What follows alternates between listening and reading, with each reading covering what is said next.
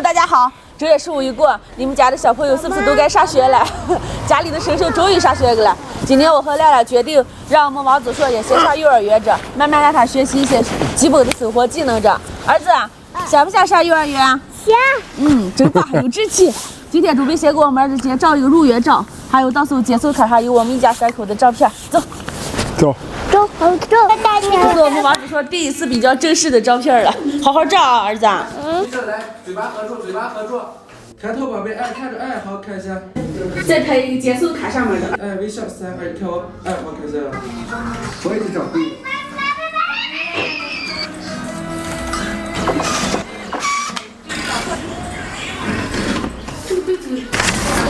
已经照好了，我觉得还挺好看的，对吧？挺漂亮的。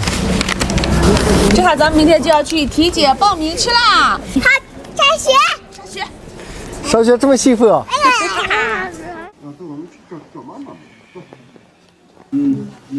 他们医院楼上正好好看呢。明天早上再给我们儿子做一个体检，这会儿就能报名了。花花，对，这个还是自倒过来就没有他活过，今天都还使劲。硕宝最害怕的抽血项目来了，抽的太疼了，没绷住还是哭出来了。看不见。把血给你先抽了。我们硕宝以后就要在这个幼儿园上学了，这是我们永宁的幼儿园。王子硕，刚进校门就开始玩上了。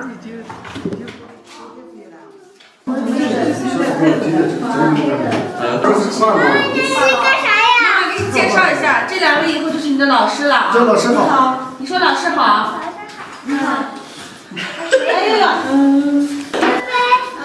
对。那你忙啊。这下我们的报名手续就完了，明天送完的时候你好不接吧？好，那好说。你肯定好呀，我跟你说。视频就到这里了，明天见，拜拜。明天看亮亮会不会好鼻子？